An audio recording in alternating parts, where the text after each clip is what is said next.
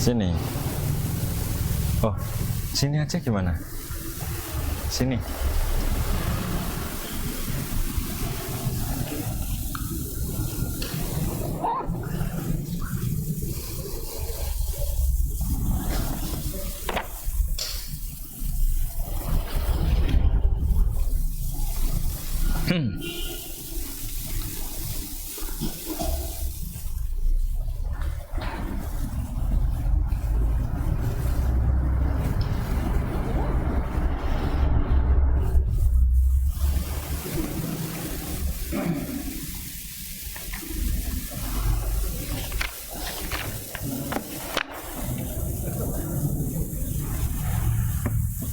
Udah hari.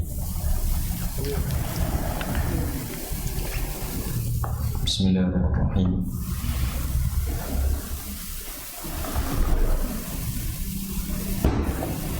Assalamualaikum warahmatullahi wabarakatuh. Innal hamdalillah nahmaduhu wa nasta'inuhu wa nastaghfiruh. Wa na'udzu billahi min syururi anfusina wa min sayyiati a'malina. Man yahdihillahu fala mudilla lahu wa man yudlil fala hadiyalah. Asyhadu an la ilaha illallah wahdahu la syarika lah wa asyhadu anna Muhammadan abduhu wa rasuluh. Ya ayyuhalladzina amanu taqullaha haqqa tuqatih wa la tamutunna illa wa antum muslimun. Wa ya ayyuhan nas ittaqu rabbakum alladzi khalaqakum min nafsin wahidah wa khalaqa minha zawjaha wa batha minhuma rijalan katsiran wa nisaa'a wattaqullaha alladzi tasaaluna bihi wal arham innallaha kana 'alaikum raqiba. Ya ayyuhalladzina amanu taqullaha wa qulu qawlan sadida yuslih lakum a'malakum wa yaghfir lakum dhunubakum wa may yuti'illaha wa rasulahu faqad faza fawzan 'azima. Amma ba'du. Fa inna ahsanal kalam kalamullah wa khairal huda huda Muhammadin sallallahu alaihi wasallam wa syarral umuri muhdatsatuha fa inna kulla muhdatsatin fid dini bid'ah wa kulla bid'atin dhalalah wa kulla dhalalatin finnar. Amma ba'du. Ma'asyiral muslimin wal muslimat, bapak-bapak dan ibu-ibu yang saya muliakan dan saya cintai semua karena Allah. Segala puji bagi Allah, Rabb semesta alam, yang memberikan rizki seluruh ciptaan. Dengan rahmatnya Dia kumpulkan kita di sini, di dalam salah satu rumahnya, dalam perkumpulan karenanya, dan juga untuk mencari keridhaannya. Maka kita berharap agar perkumpulan ini Allah jadikan perkumpulan yang diberkahi, dan perpisahan setelah ini dijadikan perpisahan yang dirahmati. Salawat dan salam senantiasa tercurah kepada junjungan baginda Nabi Agung Nabi Muhammad sallallahu alaihi wa ala alihi wasallam. Dengannya lah Allah utus pesan-pesan yang tinggi dan mulia yang menjadi rahmat untuk alam semesta,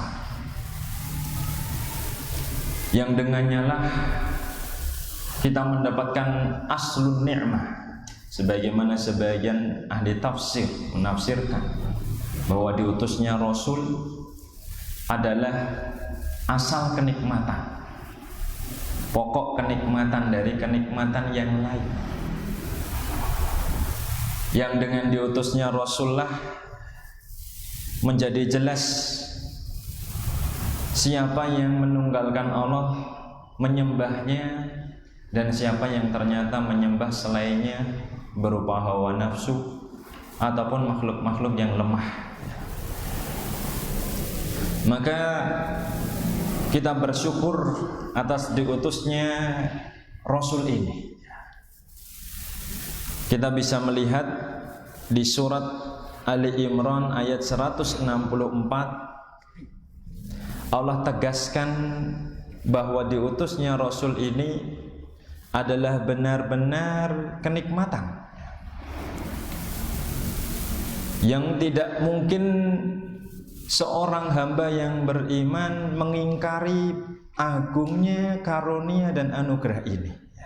Sangat besar. Di surat Ali Imran ayat 104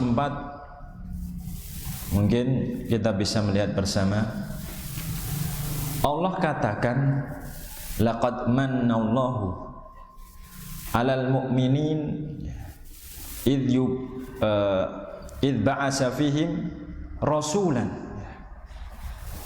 Sungguh Allah memberikan karunia yang besar.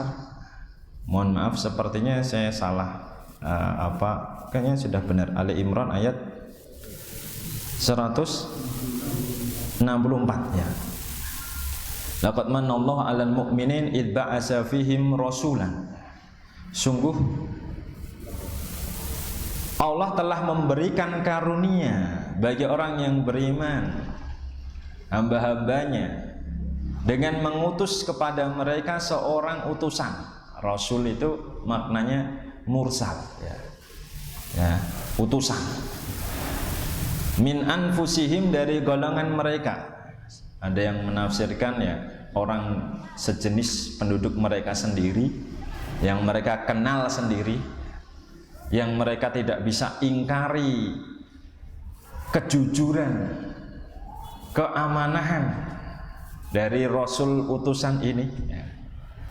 Ada juga yang menafsirkan dari golongan manusia, bukan malaikat. Coba kalau Rasulnya kita malaikat, ya susah ya. Di mana Rasul ini membacakan kepada orang yang beriman ayat-ayat Allah, pesan-pesan Allah ya, kalam-kalamnya, firman-Nya yang mulia. Dimana kalau kita pahami secara asal, manusia ini nggak bisa mencapai pengetahuan kepada Tuhan kecuali harus lewat seorang utusan ya. Karena Tuhan ini tidak bisa digapai dengan panca indera yang dimiliki oleh manusia. Kita murojaah kembali. La tudrikuhul absar wa huwa yudrikul absar. Tidak ada pandangan yang bisa menggapainya, dan dialah yang menggapai pandangan-pandangan yang lainnya. Wa huwal latiful khabir. Bahkan ya, Musa alaihissalam yang meminta untuk mengetahui Rabb-Nya sendiri, Allah subhanahu wa ta'ala, di dunia ini, Rabbi arini andur ilai, ya Allah, perlihatkan kepadaku sehingga aku bisa melihatmu. Qala lan tarani, engkau enggak bisa. Walakin indur ilal jabal fa in istaqarra makanahu fasawfa tarani. Tapi lihat ke gunung sebelah. Kalau gunungnya masih tetap, maka engkau akan bisa melihat. Falamma tajalla, baru muncul hijabnya Allah, cahayanya saja, gunungnya sudah hancur dan Musa pun jatuh pingsan.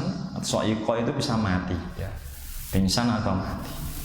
Ini menunjukkan bahwa panca indera kita tidak bisa menggapai ya zat yang sangat tinggi dan tidak terbatas.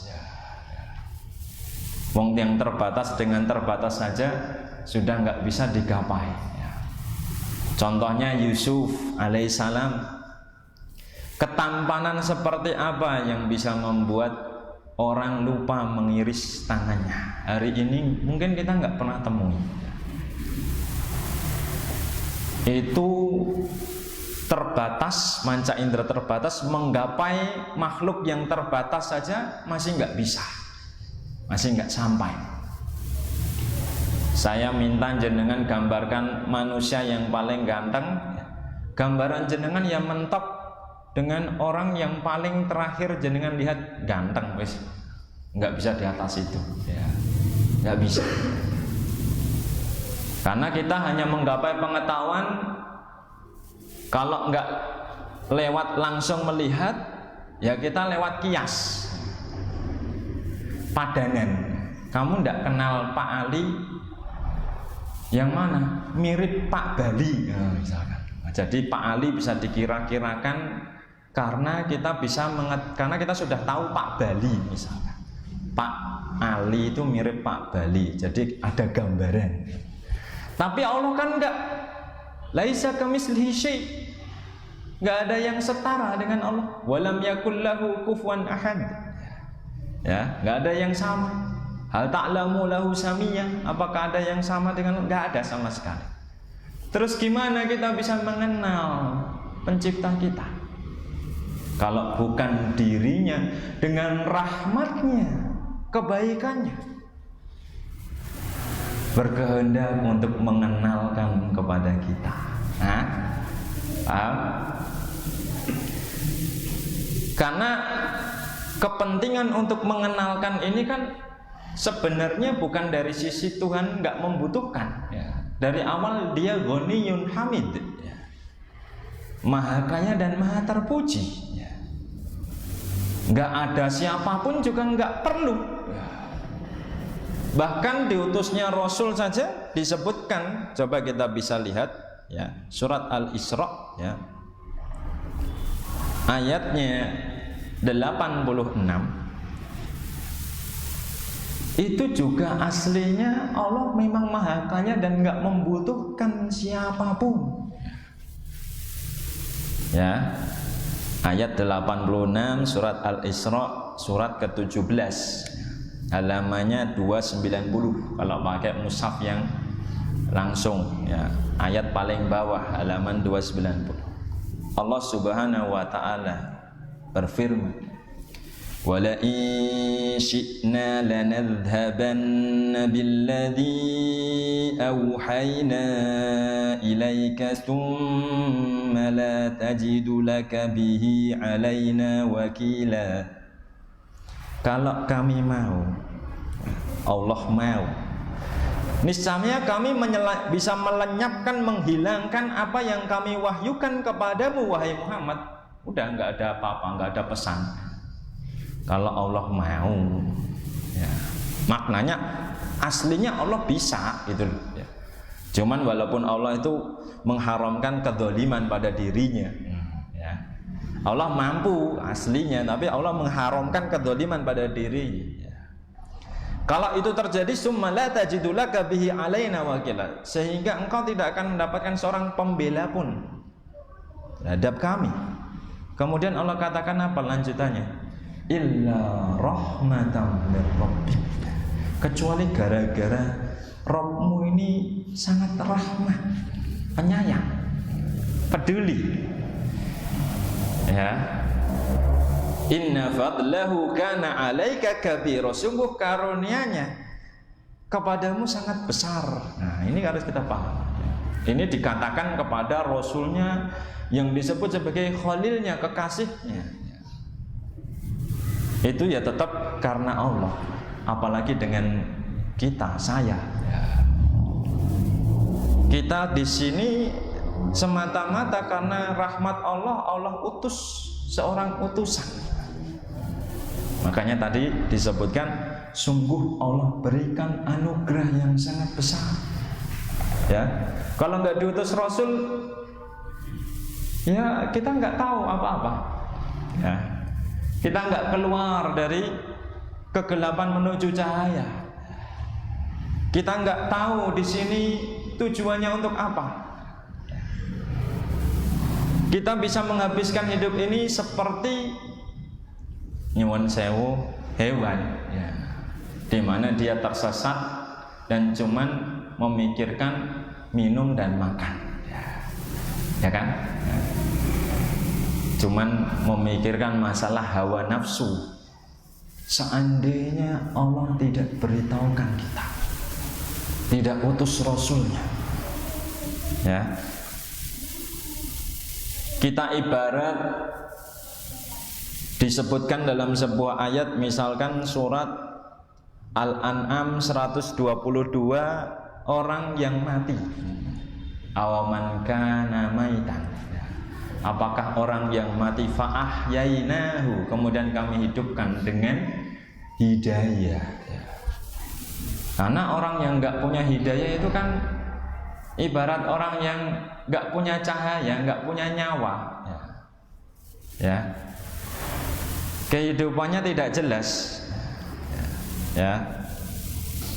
Jadi sungguh sangat besar karena yang Allah berikan kepada kita ini, dengan dijelaskan diutusnya Rasul, sehingga menjadi jelas kenapa kita ada di sini.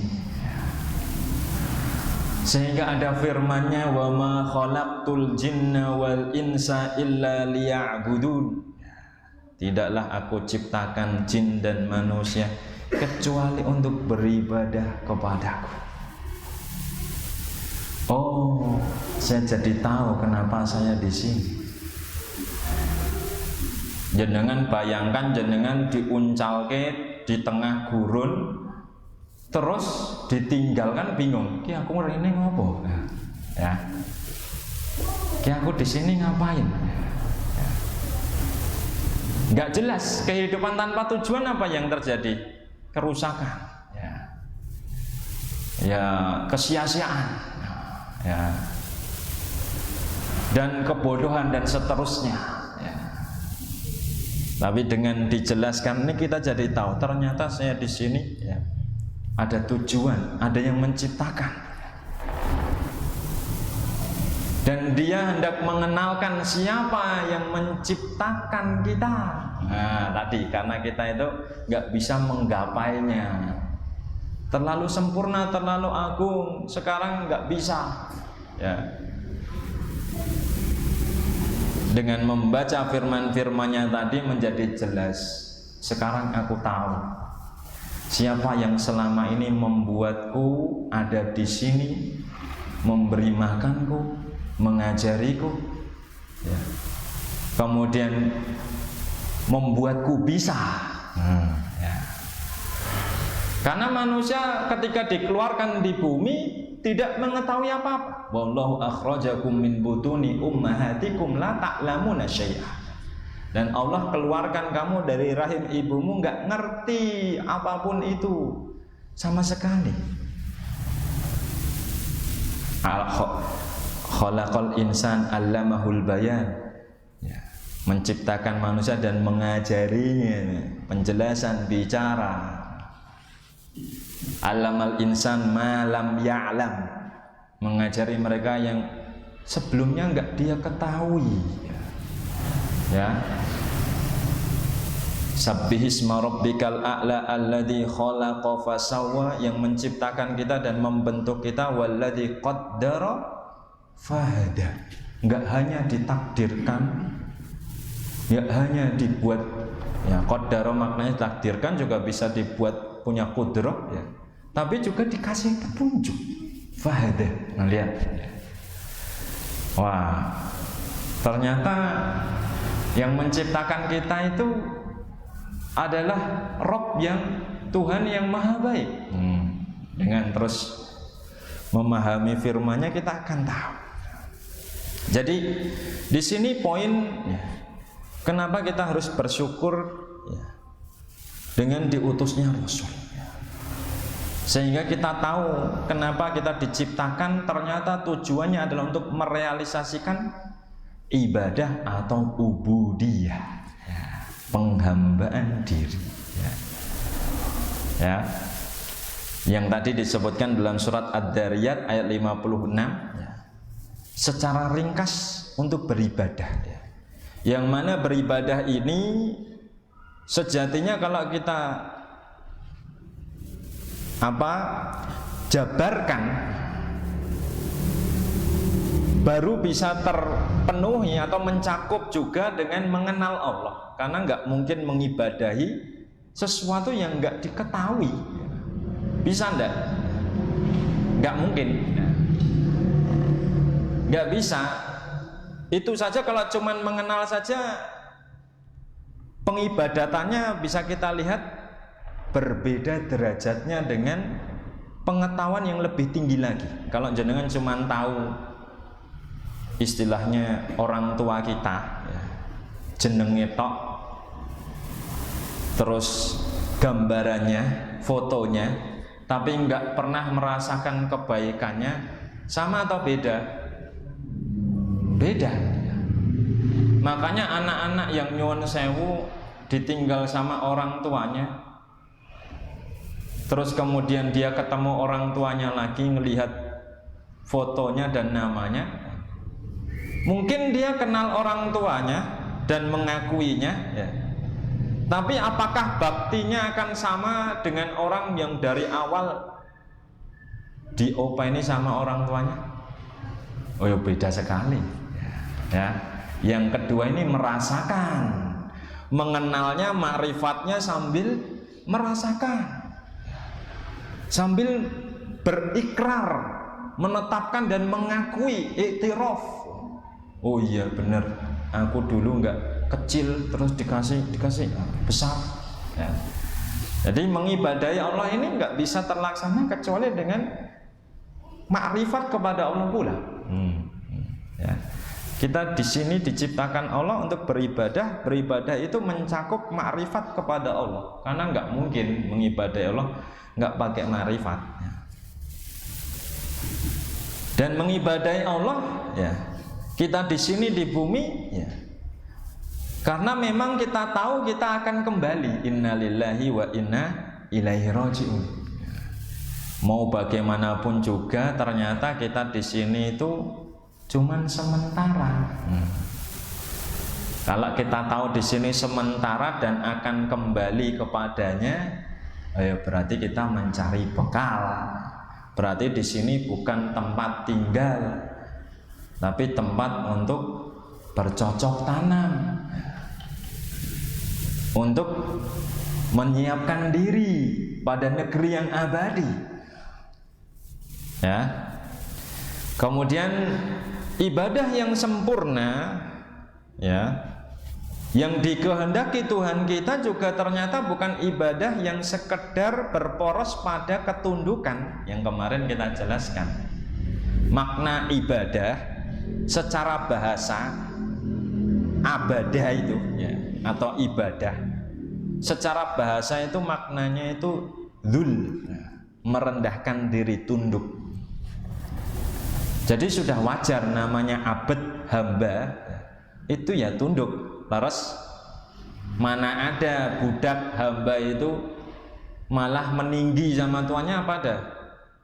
Makanya makna abd, makna ibadah, ya. Ibadah itu kan ain ba'dal ibadah, abdun, ya.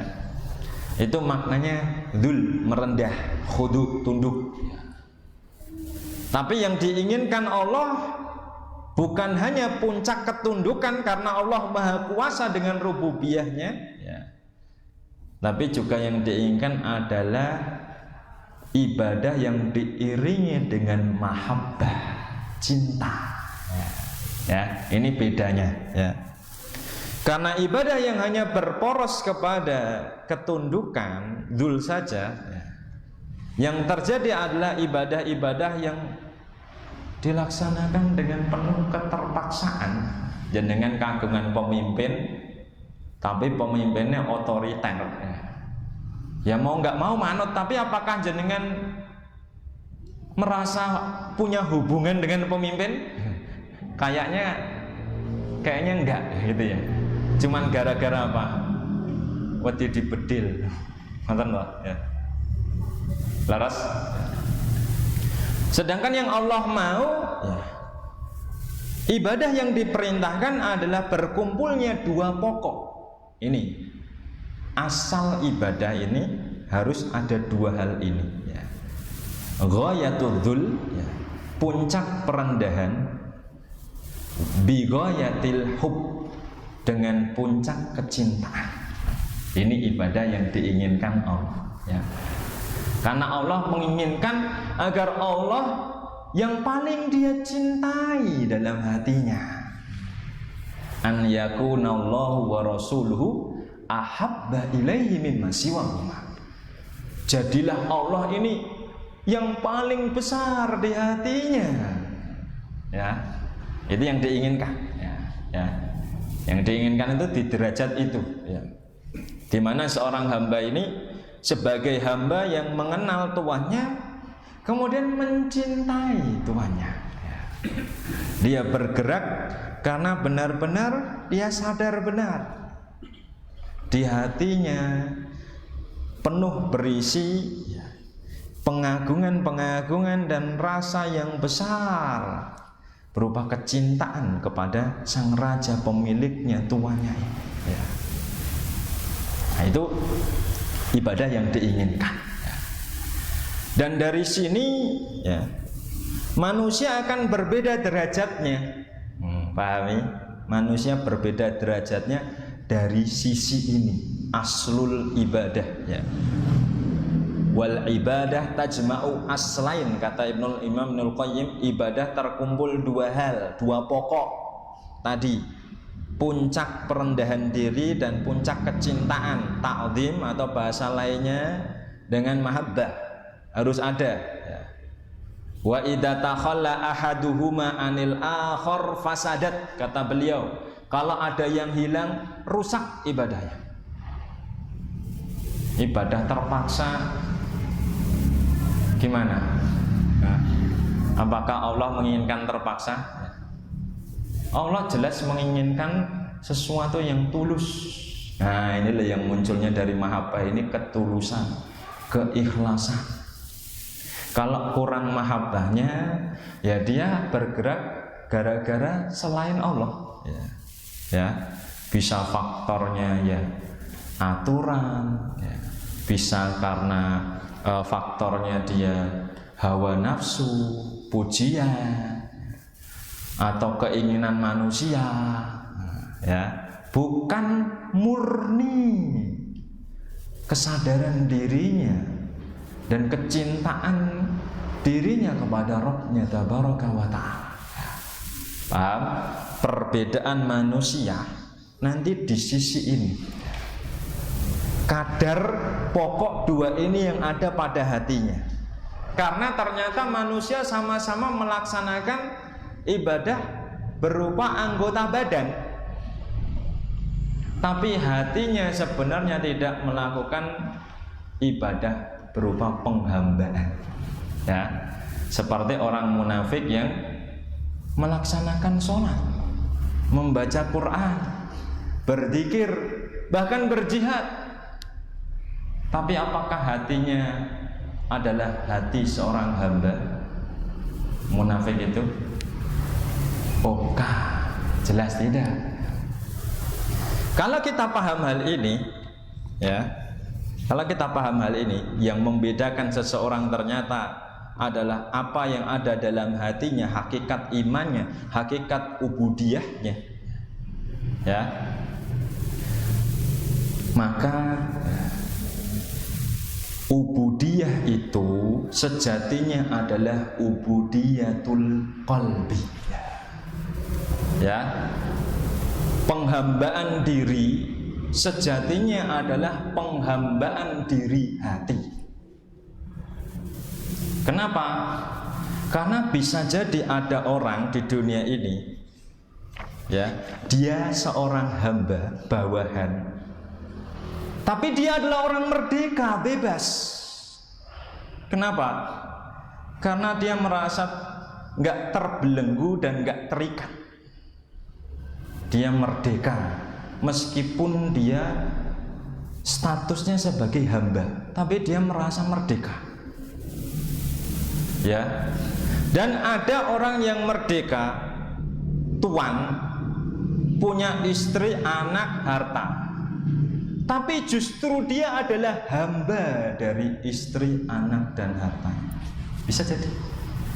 Maka fal hurriyatu, kata Imam Ibnu Taimiyah, hurriyatul qalbi wal ubudiyatu ubudiyatul qalbi.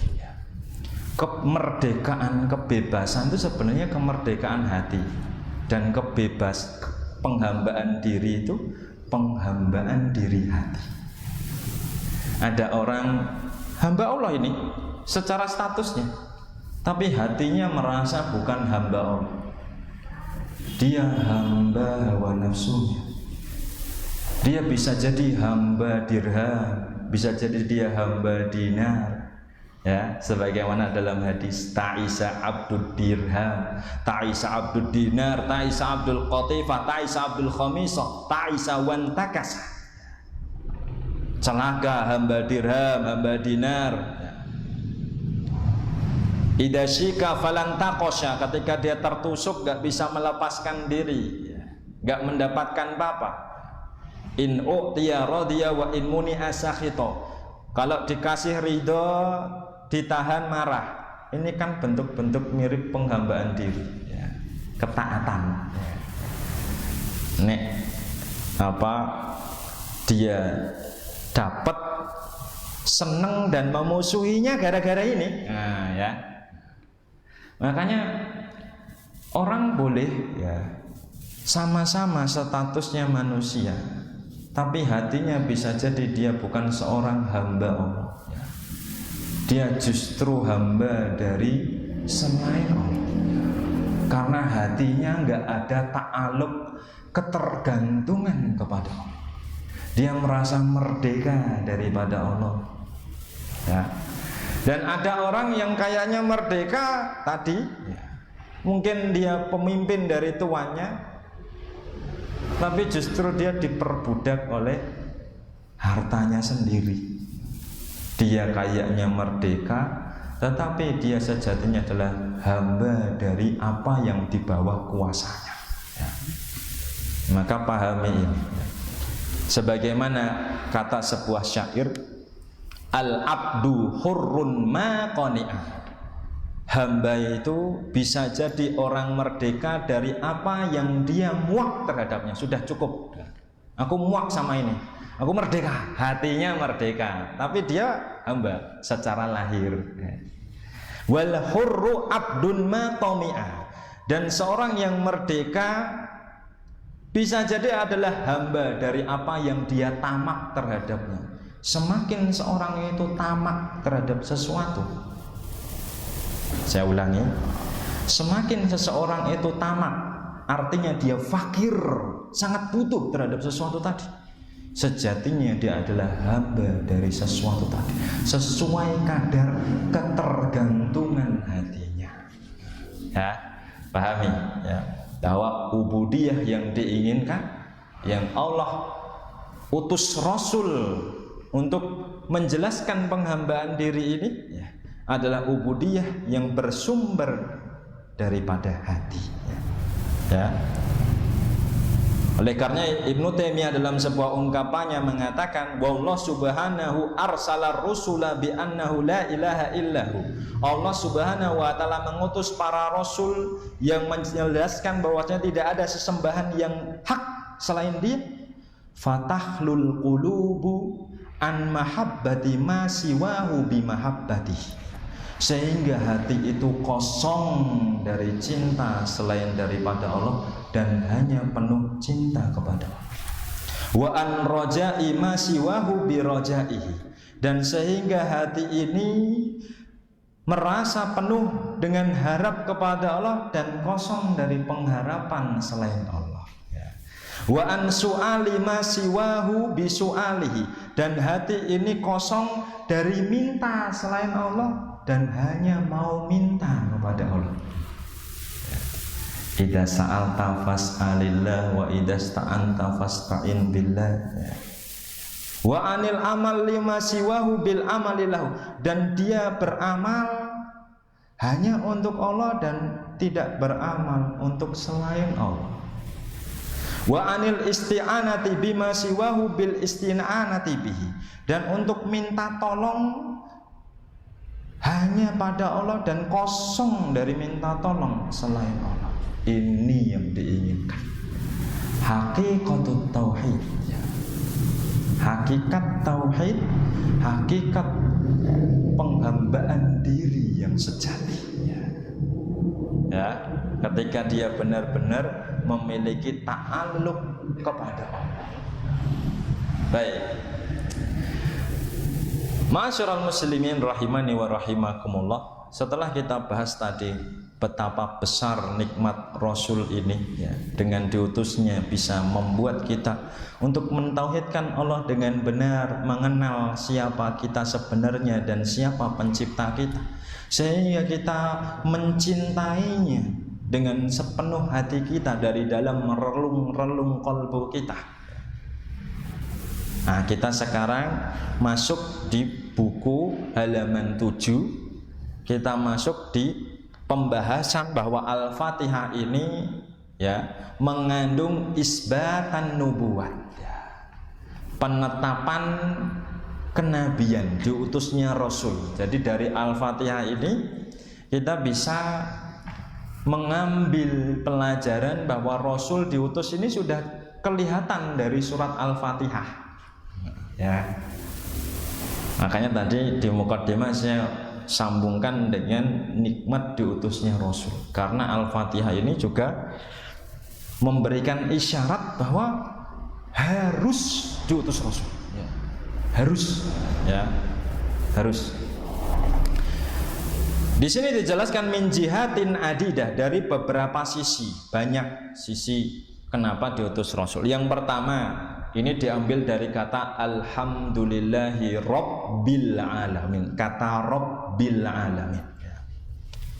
Nanti jenengan setelah paham niki ampun dilepaskan dari ketika jenengan membaca Al-Fatihah. Misalkan jenengan sholat baca Al-Fatihah, hadirkan gambaran makna-makna ini, sehingga apa? Ya, Al-Fatihah itu terasa agungnya. Jadi bukan hanya sekedar menjadi sebuah informasi yang gak jenengan rasakan semakin mencintai Allah dengan mengenalnya, ya. Tujuan ini adalah kita semakin mengenal Allah, mengenal rahmat dan baiknya, sehingga ketika kita mengibadainya, mengibadahi dengan sebenar-benar ibadah kepadanya, ya. Tentu saja sangat berbeda la ilaha illallah yang dilafalkan oleh orang yang penuh kecintaan kepadanya dengan orang yang sedikit cintanya, ya. Wan nasu wa in kanu yaquluna bi alsinatihim la ilaha faqaulul abdi la mukhlishan min qalbihi lahu haqiqatun ukhra, kata Imam Ibnu Taimiyah, ya.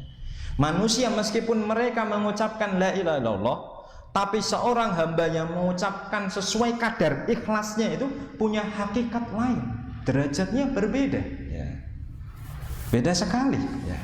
Orang yang menyempurnakan tauhid, sempurna taatnya, menyempurnakan dengan hal yang lain, zikirnya berbeda, doanya berbeda, la ilaha illallahnya berbeda, ya. Di sini nanti yang membedakan, manusia bisa jadi sama-sama sholat dalam shaf yang sama, tetapi bisa jadi jaraknya bak langit dan bumi, ya. Bainas sama'i wal ardi, ya. Yang satu hatinya kosong, ya, atau sedikit, ya. Yang satu benar-benar ta'alluq besar, sangat bergantung pada Allah dan dalam. Beda sekali, ya, beda, ya. Baik. Jadi tujuannya ke sana, membuat kita nanti ketika mengibadahi Allah semakin cinta dan semakin senang. Nah, ya. Karena tadi yang diperintahkan nih ibadah yang berporos pada selain takzim, selain dzul, selain khudu, ada mahabbah. Nah, mahabbah ini dibangun juga dengan ma'rifat, ya. Namanya Rabb. Rabb itu kan yang ngurusin toh. Makna Rabb itu kan tuan, pemilik, ya. Yang ngasih rizki, yang ngopeni, yang menghidupkan, yang mematikan. Itu hubungan-hubungan Rabb kepada makna itu semua, ya. Apakah mungkin, ya, yang namanya tuan nggak mengurusi ya, apa yang dia di bawah tuan gitu ya. Ini sebenarnya ada mukadimah yang lain. Mukadimah yang lain tuh kayak kemarin saya jelaskan, namanya orang baik masa nggak berbuat baik ya. Namanya Ar-Rahman masa nggak memberikan rahmat ya. Namanya dermawan masa nggak pernah berderma ya. Ini sudah namanya dalalah ya, mutabaqah ya. Namanya wong pinter berarti banyak kepinteran gitu kan. Masa pinter nggak punya pengetahuan, nggak mungkin ya. Berarti namanya Rob sudah pasti dia juga mengurusi ya. Itu sudah sebuah hal yang, atau pakai dalalah talazum ya, luzum kelaziman ya, sudah lazim ya, nggak mungkin ya. Maka nggak pantas,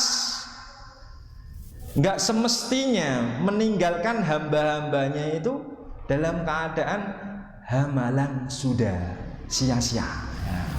Nanti ada ayat ayahsabul insanu ayyut roka sudah. Surat apa Pak? Surat Al-Qiyamah ya. Nanti coba dicari nomor ayatnya, itu bisa ya.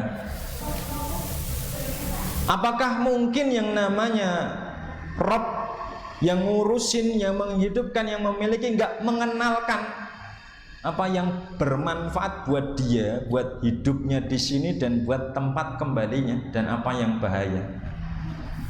Jenengan saja, nyuwun sewu, ini secara perumpamaan manusia, saya ya nggak apa-apa, semuanya lah manusia. Jenengan ngopeni sesuatu, kira-kira kalau jenengan punya sesuatu ditinggal tok rusak apa? Nek sampeyan duwe kambing gitu, kambingnya dikasih makan atau nggak dikasih makan? Hah? Ada yang nggak ngasih makan setelah beli kambing? Ini namanya apa? Kalau kayak gini, rusak akal ya. Namanya junun ya, nggak berakal. Masa dia punya malah dibiarkan begitu? Ini saja kita bagi makhluk saja itu perbuatan tercela. Apakah Tuhan yang maha tinggi dan maha terpuji punya sifat seperti ini? Ya nggak mungkin. Berarti ya kambing tadi aja dikasih makan, kalau kambingnya mau mati dia dihindarkan ben ora kena geni gitu lah, mesti kan kita ya. Masa hamba-hambanya Rabbul Alamin ini dibiarkan begitu saja? Mustahil ya. Berarti selama ini dia apa? Selama ini dia juga mengenalkan kita, paham ya? Selama ini dia peduli, selama ini dia mengurusi kita. Nek nggak kenal dia mengurusi kita, waduh, buruk sekali. Dia menetapkan pada dirinya sifat bagus, tetapi pada Tuhannya dia justru nggak tetapkan sifat bagus. Wah, jahat sekali ya. Wong dirinya saja, aku yang nggak mungkin kalau aku punya kambing tak biarkan mati. Dianya menetapkan untuk dirinya sifat-sifat jauh dari tercela. Apakah mungkin untuk Tuhannya sendiri dia tetapkan sifat tercela? Oh, tidak mungkin ya, tidak mungkin. Makanya sungguh orang yang tidak mengerti dan sungguh lancang terhadap Tuhannya, mengira bahwa Tuhannya selama ini tidak mengurusinya, lancang ya, bentuk-bentuk kesombongan ya kan gitu toh ya. Kok bisa ya, wong dirinya saja dinafikan dari sifat kayak gitu ya. Baik, itu dari Rabbul Alamin, berarti sudah pasti diutus Rasul kan gitu ya. Yang kedua ya, diambil dari Ismullah, nama Allah, Alhamdulillah. Kata Allah itu diambil dari kata ma'lu ya, ilah maknanya itu ma'bud, ma'lu, yang disembah, yang diibadahi ya. Sesembahan. Kata Allah itu ya aslinya itu loh ditulisannya wa huwal ma'luhu al ma'budu ya. Allah itu maknanya yang disembah. Maklu sama ma'bud sama maknanya ya. Terus pertanyaannya, disembah tapi nggak tahu cara menyembah gimana, bisa nggak? Nggak bisa, berarti harus diutus siapa? Utusan. Nah, berarti sudah jelas ya. Gimana segala puji bagi sesembahan pemilik alam semesta. Kalau kita mau terjemahkan itu misalkan sesembahan yang disembah caranya menyembah gimana? Oh berarti harus ada yang diutus ya, harus ada yang diutus. Tadi diutus Rasul. Dengannya kita jadi tahu ya, sebagaimana disebutkan dalam surat Asy-Syura ayat 52 ya. Dulu kita nggak tahu iman dan nggak tahu kitab. Ma kunta tadri mal iman walal kitab mal kitab walal iman ya. Ya. Diutus jadi tahu, oh kitab iman tuh kayak gini ya. Diutus Rasul. Tempat ketiga ya, al-maudhi'u as-salisu ya. Tempat ketiga dari namanya Ar-Rahman ya. Ya, dari namanya Ar-Rahman. Namanya juga tadi ya, sesuai mutabaqah ya, sesuai dengan semestinya, selayaknya ya. Yang namanya dermawan pasti banyak berderma, maka yang namanya Ar-Rahman pasti punya rahmat. Leres ya.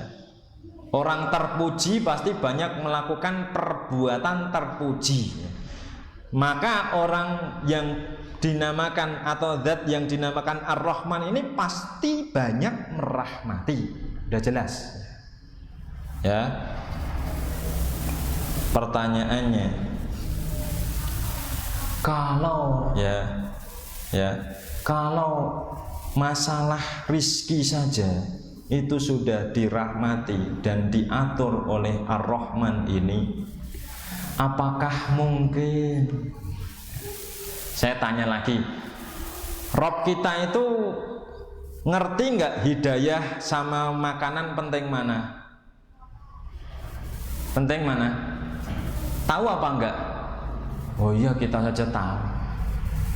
Masa makanan saja diurusi, hidayah tidak diurusi? Oh, udah jelas, berarti pasti ngurusin hidayah lebih lagi kan gitu toh. Terus nih, makanya diutusnya Rasul, diturunkan kita. Hamba ini kalau salah ditegur, laras ya. Karena mau dikasih petunjuk. Kalau dosa nanti akan ada efek-efek dosa. Itu sudah jelas, itu bentuk rahmat dan kepedulian Allah ya. Karena Allah pengen agar dosanya hilang dan dia kembali sadar. Sebagaimana banyak ayat, la'allahum yarji'un walanudhiqannahum minal adabil adna dunal adabil akbari la'allahum yarji'un. Dan sungguh kami akan buat mereka merasakan adab yang kecil dan bukan adab yang besar, agar mereka pulang balik sadar. Itu kan bentuk rahmat ya. Makanya kalau kita mendapatkan ujian, tugas kita memang mengambil introspeksi ya. Bukan menyalahkan sana dan sini ya. Wong itu akibat apa? Ya akibat diri kita, pasti kan begitu ya toh ya. Sayangnya orang yang nggak kenal ini ya, nggak kenal makna Ar-Rahman ini, sebagaimana kata beliau Imam Al-Qayyim dalam ungkapannya yang lebih lengkap, ini kan ringkasan ya. Dia hanyalah mendapatkan bagian dari bagian-bagiannya hewan, karena dia cuman kenal Allah itu cuman ngurusin rizki. Cuman kenalnya Allah itu cuman ngurusin rizki. Dia nggak tahu Allah itu sebenarnya mengurusin yang lebih tinggi dari rizki. Jadi dia cuman mendapatkan bagian-bagian berupa makanan minuman ya. Dia nggak merasakan Ar-Rahman ini sedang mengurusi dia juga dalam urusan petunjuk. Ya. Makanya diutuslah Rasul, ya. Diturunkannya kitab. Semuanya untuk apa? Agar manusia dan ciptaan ini dapat kebaikan atau dapat keburukan kira-kira? Namanya juga Ar-Rahman. Masa Ar-Rahman menghendaki keburukan? Pasti menghendaki apa? Kebaikan. Kita diciptakan Ar-Rahman ini sebenarnya adalah agar kita mendapatkan kebahagiaan hakiki, keberuntungan di dunia, menjadi manusia yang sempurna seperti surat Al-Asr, ya. Atau di ayat-ayat yang lain, fala yadillu wala yashqa, enggak sesat, enggak menderita, ya. Fala nuhyiyannahu hayatan thayyibah, dapat kehidupan yang baik, ya. Itu kan tujuannya agar kita mendapatkan kebahagiaan hakiki, kelezatan yang sempurna. Karena manusia yang dicari dari segala sesuatu ya kesenangan yang hakiki, kebahagiaan yang tamah, ya. Sa'adah tamah, kebahagiaan yang sempurna, kesenangan yang hakiki, kelezatan yang dawam, ya, terus menerus. Ya yang bisa ngasih kan yang penciptanya dan pemiliknya. Ya. Dia menghendaki kita untuk mendapatkan itu. Ya. Ya, makanya tinggal dia mau yang mana dari Ar-Rahman ini, cuman makanannya saja atau pengen kebahagiaan yang lebih tinggi dari itu. Baik. Kemudian al-maudhi ar-rabi, tempat yang keempat, paling enggak ada belajar angka lah, ahad, as-sani, as-salis, ar-rabi, ya. Paling enggak, ya. Soalnya ini sampai 7, sampai 6 di sini. Saya khawatir ya mungkin bisa dibaca cuman nanti putus, ya. Sedangkan ini masih satu pembahasan, ya. Tempat yang keempat, ketika di Al-Fatihah disebut Yaumiddin, Maliki Yaumiddin, pemilik hari pembalasan, ya. Din itu maknanya jaza. Din ada 2, ya. Untuk sekedar pengetahuan, din itu maknanya 2. Din yang maknanya jaza, balasan, din yang maknanya agama, itu kan din, ya. Tapi kalau din yang maknanya agama ini maknanya tunduk, sama kayak abad. Makanya kalau beragama itu harusnya orang yang tunduk dan merendah, ya. Kalau orang itu beragama, berarti kan dia tunduk terhadap aturan agama, kan gitu. Berarti orang yang beragama ya dinullah, beragama, ya maknanya ya dia tunduk kepada Allah, ya. Itu makna din yang lain. Jadi din itu ada 2, din yang maknanya jaza seperti Maliki Yaumiddin, sama din yang maknanya dzul khudu, ya, yang maknanya agama itu, ya. Baik. Karena di hari pembalasan itu adalah hari di mana Allah akan membalas seseorang dengan amal mereka. Yang baik ya dikasih baik, yang buruk dikasih buruk. Maksiat dapat dampak maksiat, taat dapat dampak taat. Dan apakah mungkin Allah mengadab, menghukum orang yang maksiat tadi sebelum dia mendapatkan penjelasan akan terlarangnya kemaksiatan yang dia lakukan itu? Dan dengan merasa fair nggak kalau aku nggak tahu tapi aku dihukum gitu, fair nggak rasanya? Hah? Nggak fair, ya. Aku nggak tahu salahku apa, ya. Kita saja enggan untuk istilahnya memberikan hukuman pada orang yang nggak tahu apa-apa, ya. Nah sama, wa ma kunna mu'adzibina hatta nab'asa rasula. Kami tidak pernah mengadab sebelum ditegakkan hujjah. Hujjah itu dengan diutusnya Rasul, ya, yang menjelaskan, mubasyirina wa mundirin, ya, memberi kabar gembira dan peringatan. Itu kan ditegakkannya hujah dengan diutusnya Rasul. Karena kalau sudah tegak hujah baru bisa dihukum. Ya seperti saya atau kita sudah ngaji, kayak kemarin pembahasan pertama, sudah tahu tapi kok nggak melaksanakan yang dia tahu. Nah, sudah ada hujahnya loh. Ya. Sudah ada hujahnya ini. Ya. Semua yang kita dengar itu kan ditanya sama Allah nanti. Wa an ilmihi mada amilafi. Ya. Tentang pengetahuanmu, hujah yang sudah sampai di kepalamu. Apa yang kamu lakukan terhadap hujah-hujah itu? Ya kan? Ya. Makanya diutusnya Rasul mengkonsekuensikan dari ini, diutusnya Rasul ya, isbat nubuwah ya, sehingga ada kenabian ya, diutus ya. Nanti akan dibedakan di sana orang yang beriman dan orang yang tidak beriman ya, yang dia melaksanakan penghambaan diri dan yang dia ternyata nggak memiliki penghambaan diri, nggak melaksanakan ibadah ya. Sebenarnya kan ayatnya jelas liyak budun kan gitu kan ya. Berarti segala sesuatu kan untuk liyak budun ya. Bukan wa ma khalaqtul jinna wal insan illa liyak budun wa yakulu wa yashrabu wa yaskunu wa yastaru wa yabi'u ya. Tidaklah aku ciptakan jin dan manusia kecuali untuk beribadah dan makan dan minum dan tinggal dan beli dan tidur. Kan enggak ya. Artinya segala sesuatu itu harusnya diarahkan kepada ibadah, kan begitu tuh. Ya, bukan li jalan-jalan ya, li rekreasi, ya itu benar, tapi harus dipakaikan alasan untuk bisa membuat kita apa? Mendekat kepada Ar-Rahman, kan begitu. Nah, benar. Jadi segala sesuatunya sangat bergantung pada Allah. Diamnya karena Allah dan bergeraknya karena Allah. Wah. Ini baik.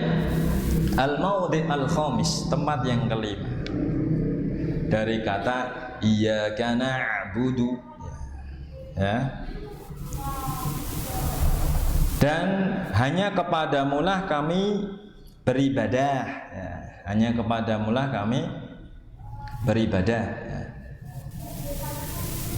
Terus dijelaskan di sini ya, fa inna ma yu'badu bihi rabbu ta'ala la yakunu illa ala ma yuhibbuhu wa yardahu ya.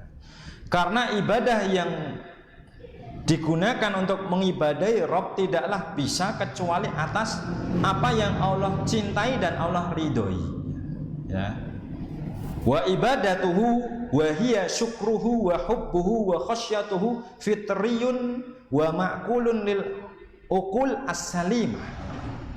Memang ngibadahi Allah itu sebenarnya sudah fitri dan akal yang lurus, sehat, ngerti caranya bersyukur itu yang ibadah, cinta ya ibadah, takut. Cuman praktek-praktek khusus lakin thoriqut ta'abbudi atau lakinnat thoriqut ta'abbudi, tapi cara mengibadahi ya. Yang dimaksud syariat itu loh ya. Jenengan misalkan mencintai ibu dan bapak, bisa nggak pakai sembarang cara? Mau mendekati bapak dan ibu, tapi aku pengen membuat ibu bapakku cinta kepadaku dengan membelikan pete. Lawang bapak ibunya nggak suka pete. Apakah itu pendekatan kepada bapak dan ibunya? Malah membuat marah, ya kan? Berarti nggak bisa mendekatkan diri kecuali menggunakan cara apa yang disukai dan diridhoi oleh apa yang kita mau dekati. Laras ya. Nggak bisa kita mau mendekati Allah kecuali harus pakai syariat Allah. Nggak bisa. Nanti kalau enggak jadi sekte batiniyah ya, yang merasa lepas dari syariat dan merasakan membuat sebuah ungkapan dengan nama hakikat ya, gitu kan ya. Aku ki sebenarnya ketika ngobrol ya aku cik sholat tuh. Ya, enten yang begitu toh ya. Karena dia mau melepaskan diri. Aku ki sebenarnya sedang minum susu meskipun di tanganku ini ya topi lurus sama topi melingkar ya, misalkan. Ternyata kan enggak ya. Enggak bisa mendekatkan dengan cara-cara yang sembarangan. Yang ada malah kemurkaan ya. Laras ya ini bisa dipahami. Jadi tidak ada jalan untuk mengibadahi Allah kecuali ya diutusnya Rasul ya. Diutusnya Rasul membawa pesan-pesan yang Allah minta untuk dilaksanakan ya. Ini loh Allah itu yuhibbul muhsinin. Oh berarti harus jadi orang muhsin. Wallahu la yuhibbu mukhtalin fakhur ya. Kulla mukhtalin fakhur. Allah enggak suka orang yang bakhil. Berarti harusnya gimana? Enggak hanya sedekah, dermawan ya. Karena ada orang yang sedekah tapi apa? Masih bakhil. Oh, beda lah ya. Makanya perintahnya kalau kita gabungkan dengan apa yang Allah mau jadi jelas. Misalkan hadis ittaqun nar walau bisyikit tamrah. Takutlah neraka meskipun dengan sepotong kurma. Apakah maksudnya jenengan terus ya wes sepotong kurma gitu? Bukan gitu. Karena kita tahu Allah nggak suka kebakhilan. Apa yang kamu mampu tunjukkan itu sebagai bukti bahwa kamu pun nggak menyukai kebakhilan ya, dan kamu pun menyukai sifat dermawan. Nah, sifat-sifat itu kan baru bisa didapatkan kalau memberinya sedikit nopo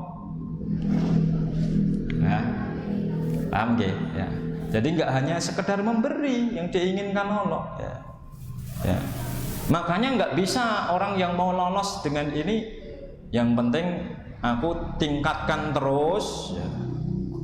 Tapi sedekahnya sebenarnya juga di level dia bakhil ya. Yang sewu misalkan ada orang yang punya 500.000 tapi 500.000 di sisinya itu kayak mungkin hartanya 1 juta ya. Oh ini pengorbanan besar ya, benar-benar mau melepaskan kikir dan bakhil dari dirinya, memberikan apa yang dia cinta, kan gitu kan perintahnya. Lan tanalul birra hatta tunfiqu mimma yuhibbun. Nggak akan mencapai hakikat kebaikan atau surga sebagian tafsirannya sampai kamu menginfakkan sebagian yang kamu cintai. Ya. Yang diinginkan memang mengikis itu. Ya. Lah sekarang dia karena dia khawatir mengeluarkan gitu terus ya. Berarti aku harus mencapai 3 triliun dalam sebulan. Tapi yang dikeluarkan cuman berapa lagi? 500.000 ya buat dia kayak mampi ya. Belum mengikis buat dia. Hatta dia keluarkan Alphard tapi Alphard itu di sisinya ya. Alphard kan ada yang M ya, miliaran. Tapi kekayaannya dia adalah kekayaan versi ya mungkin dia ibarat 500 rupiah ya belum menggeser dirinya. Nah gitu loh ya. Yang diinginkan itu melakukan sesuai dengan kemampuan ya. Jangan salah memahami la yukallifullahu nafsan illa wus'aha. Allah tidak membebani kecuali sesuai kemampuan. Terus nek ngono ya sing paling rendah. Maksudnya itu berusahalah semampumu tapi jangan melebihi kadarmu gitu loh. Maksudnya adalah infakkanlah seakan-akan kamu menebus dirimu dari neraka. Kamu bayar dirimu berapa mampunya. Kalau mampunya memang cuma sepotong kurma ya sudah sepotong kurma. Landilalah dia juragan kurma. Lah kok memberinya kok apa? Sepotong kurma. Ini saya mempraktekkan hadis. Iya, lafalnya bukan maksudnya. Ya. Jadi harus dipahami. Kadang-kadang yang dimaksudkan berbeda dengan secara lafal. Ya.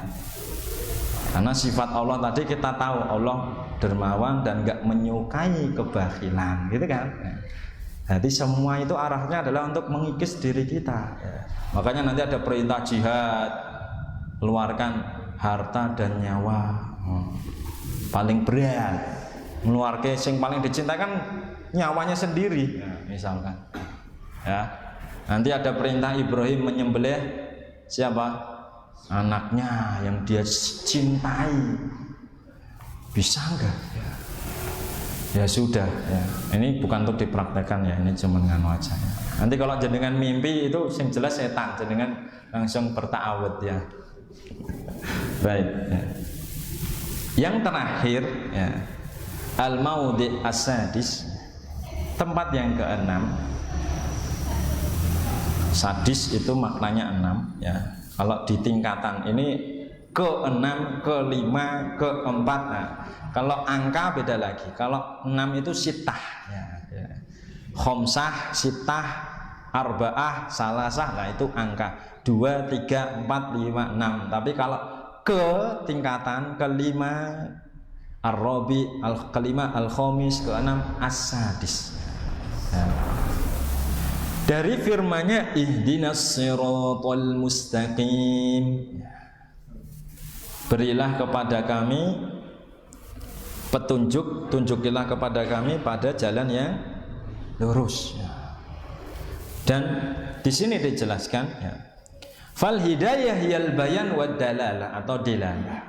Bayan itu ya, hidayah itu adalah penjelasan, sesuatu yang penunjukan, dalil. Dalil itu kan tunjuk ya, yang menjadi penunjuk ya, dalil ya, arah ya, bayan penjelas ya. Kemudian summat taufik wal ilham, kemudian taufik dan ilham ini bisa bermakna nanti ya setelahnya melaksanakan dan memahaminya, kemudian bisa mengamalkannya ya. Wa huwa ba'dal bayan wad dalalah, dia setelah penjelasan baru dapat taufik dan ilham ya. Dan nggak ada ya, nggak ada yang bisa mencapai derajat menjelaskan ya kecuali lewat jalan Rasul. Jalan yang lurus itu di mana taunya?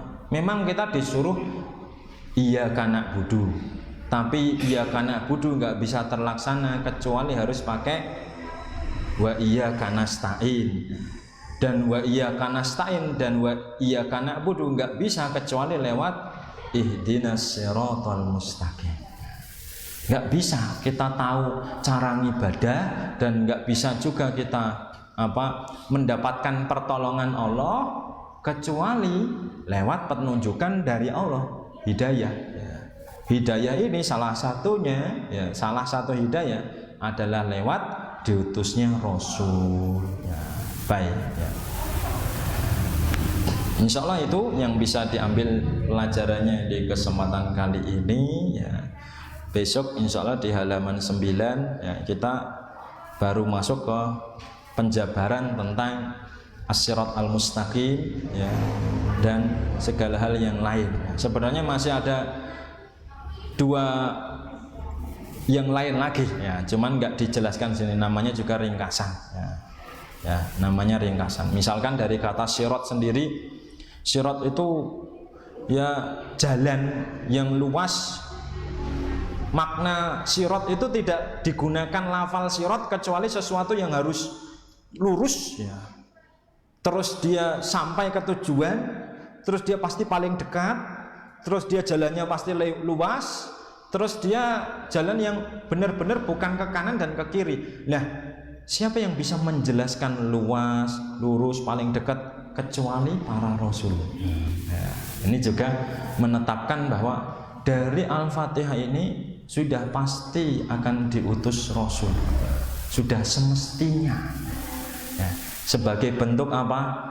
Kebaikan dan rahmat dari Allah Subhanahu wa taala. Maka rasakan kebaikan-kebaikan itu. Ya. Sampai di derajat jenengan nanti ya memang merasakan rasa cinta itu kepada Allah ya. Kalau enggak Allah kasih ya, kalau lewat Rasul kan awalnya aslul hidayahnya kan di sana. Kita kan enggak ketemu Rasul, tapi kita dapat pengajarannya Rasul lewat para sahabat, kemudian para imam, terus guru kita. Laras di sana kan ada hajat untuk apa? Mendoakan orang-orang sebelum kita.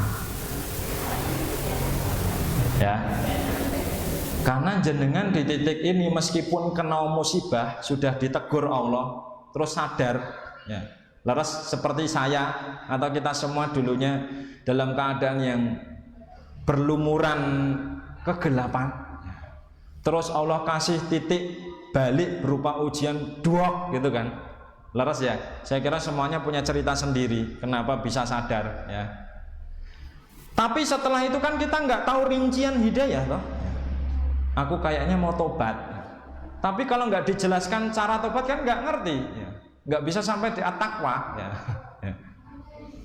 Lah, untuk bisa di at-taqwa ini kan perlu rincian pengetahuan ya. Nah, rincian pengetahuan disampaikan oleh guru kita ya. Hafizahullah ya.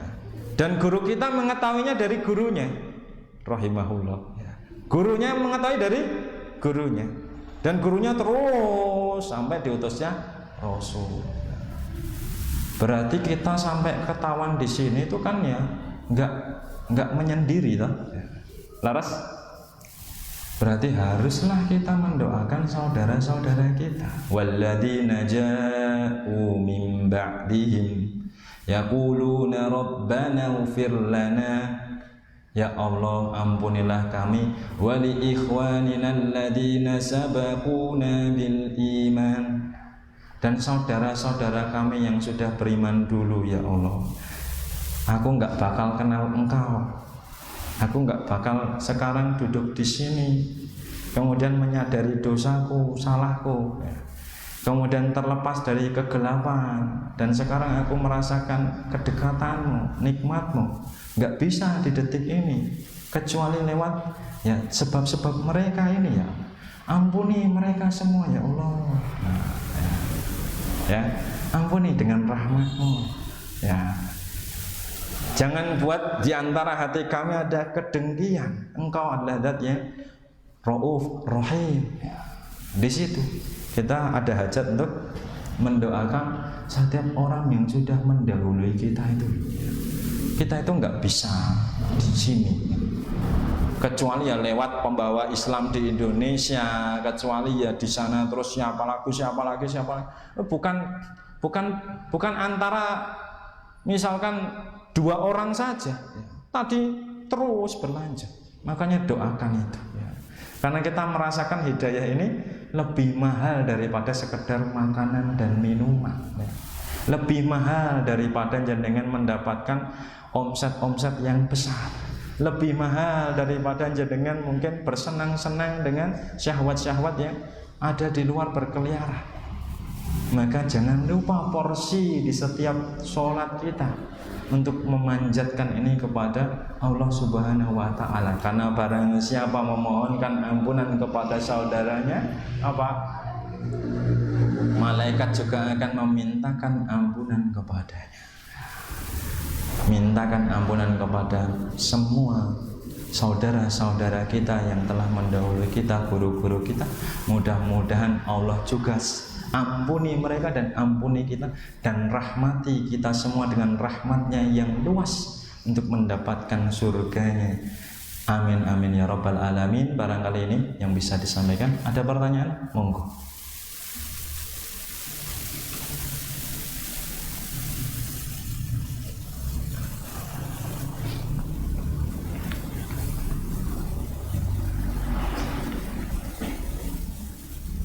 Monggo.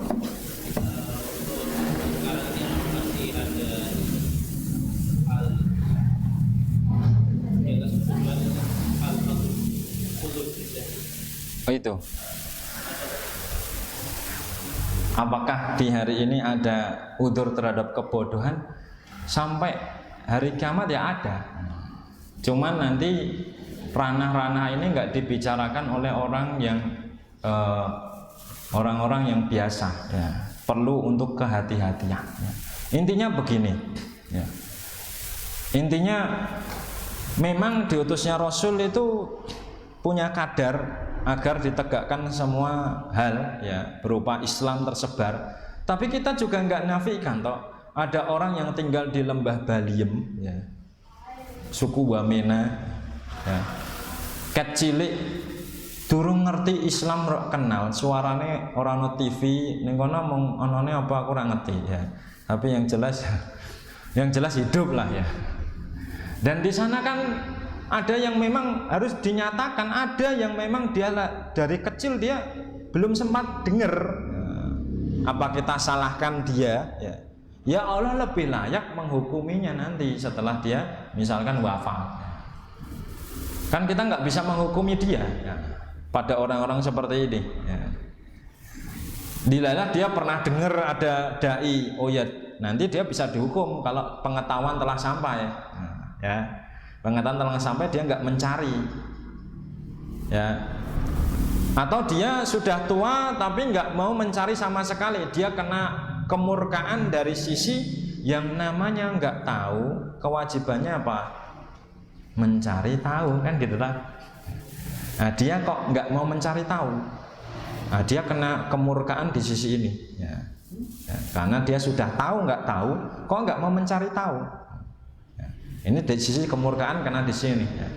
Tapi kalau dia sudah tahu dirinya nggak tahu dan dia mencari tahu, tapi belum ketemu dengan yang dia inginkan untuk tahu, siapa yang lebih layak menghukumi? Allah. Seperti kisah perampok yang membunuh 100 ya digenepi lah ya 100. Dia dalam posisi apa? Baru sadar ya. Dia proses mencari tahu toh, baru berjalan.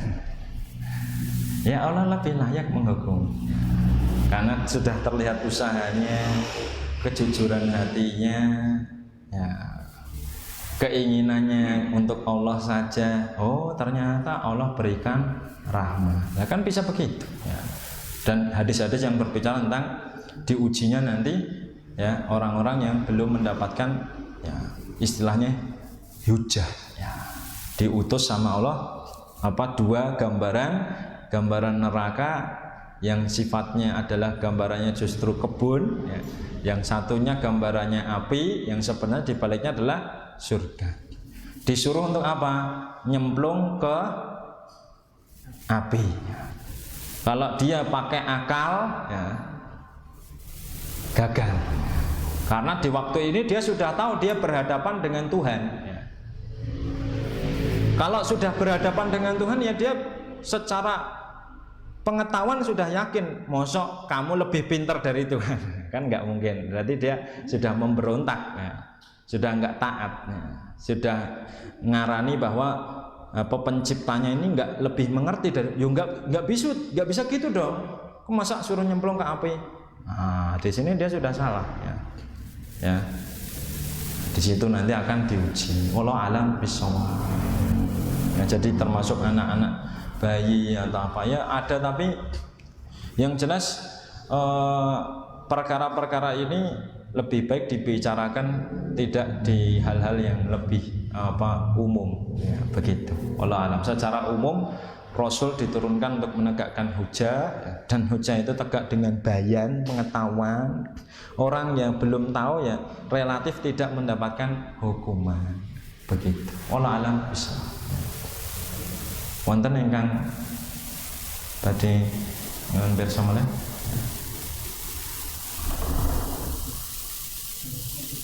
Baik, jika tidak ada, saya beristighfar kepada Allah dari segala hal-hal yang keliru dan merujuk kepada yang lebih benar.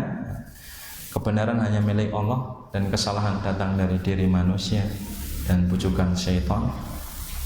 Kita tutup dengan doa kafaratul majelis. Subhanakallahumma wa bihamdika asyhadu an la ilaha illa anta astaghfiruka wa atubu ilaik. Wassalamu alaikum warahmatullahi wabarakatuh.